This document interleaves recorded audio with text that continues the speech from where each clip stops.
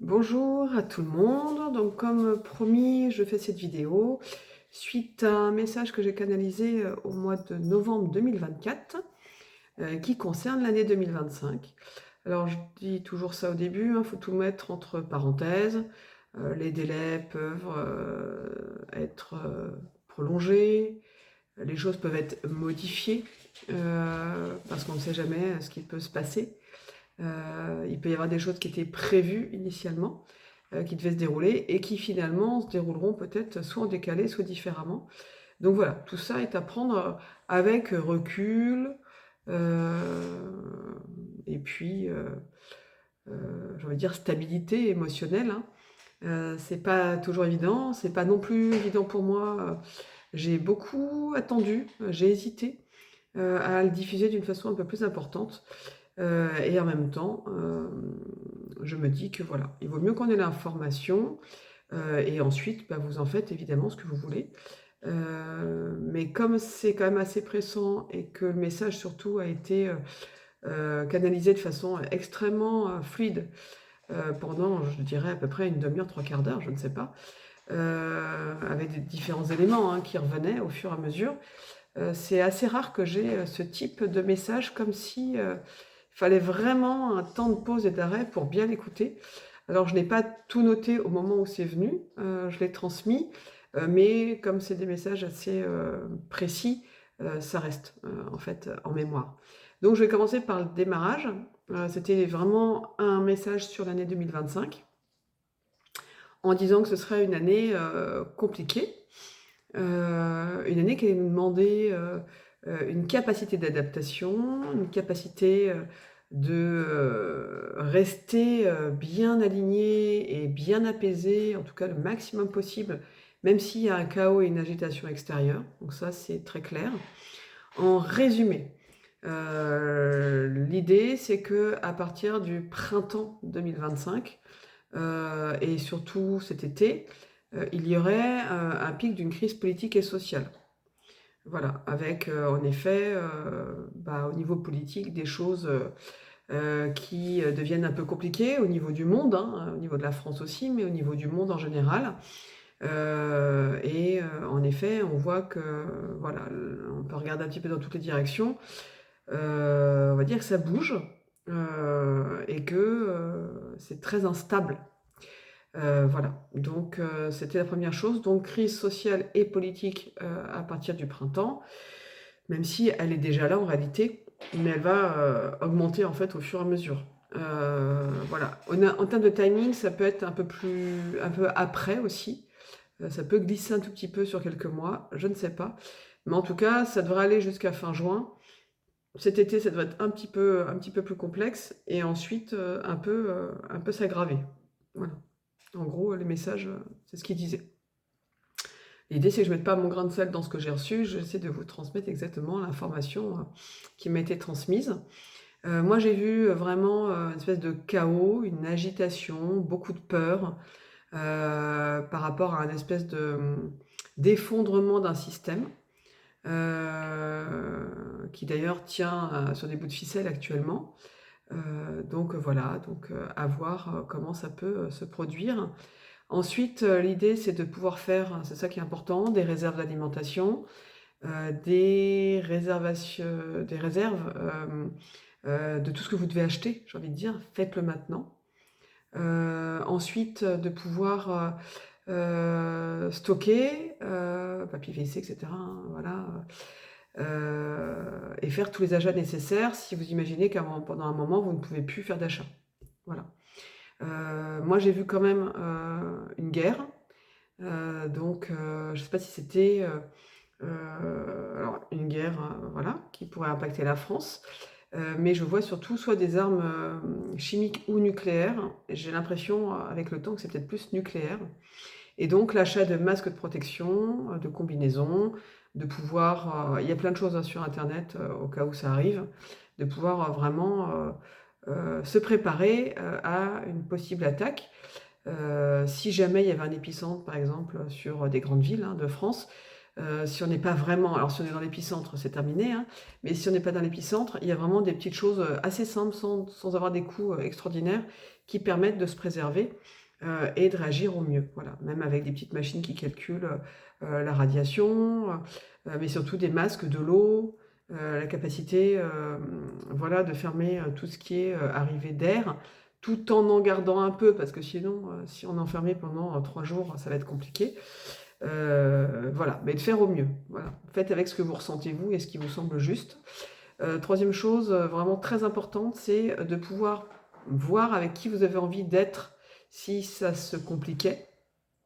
Si vous devez rester enfermé un certain nombre de mois ensemble, de voir avec qui vous avez envie de vous regrouper, vos familles, vos amis, et de bien donner l'information en amont que le jour où ça commence vraiment à chauffer, alors soit parce que voilà, il y a quelque chose de grave qui vient de se passer, ou voilà, bah, du coup, le point de ralliement est à tel endroit, en sachant qu'après, il n'y aura pas forcément de moyens de communication disponibles, donc il vaut mieux se mettre d'accord avant.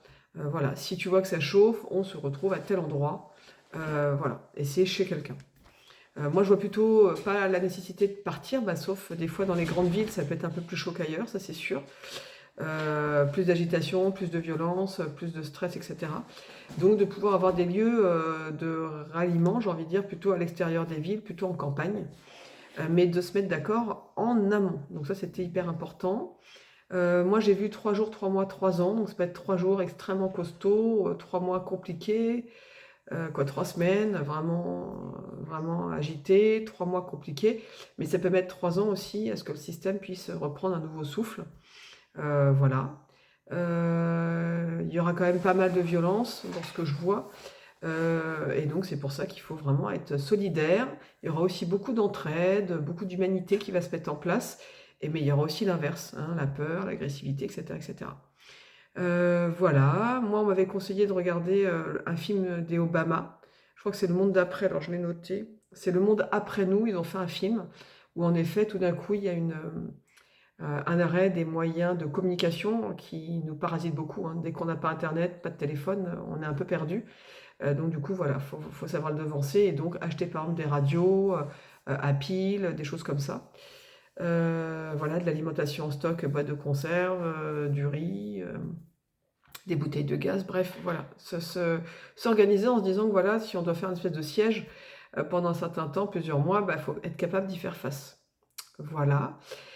Et sinon, j'essaie de me dire, est-ce qu'il y a autre chose? Oui, moi j'ai entendu, alors ça c'était autre chose, après je crois. Le fait de... Moi j'ai Padre Pio qui m'est revenu énormément. Et en effet, Padre Pio a fait des annonces, on va dire, sur ce qu'il appelle les 3 jours des ténèbres, qui pourraient ressembler à une guerre nucléaire. Voilà, mais c'est pas ce qu'il dit, hein, mais ça pourrait ressembler. Où là, il faut se calfeutrer, ne pas regarder à l'extérieur, ne pas sortir, etc. Et il a fait ses prédictions il y a déjà un certain temps. Donc si ça vous intéresse tout ça, vous pouvez regarder un peu sur internet et vous trouverez des informations complémentaires. Voilà. Donc l'idée c'est de ne pas céder à la panique, mais c'est de s'organiser sereinement quand c'est possible pour faire tous les achats nécessaires, stocker, se mettre d'accord avec qui on se regroupe.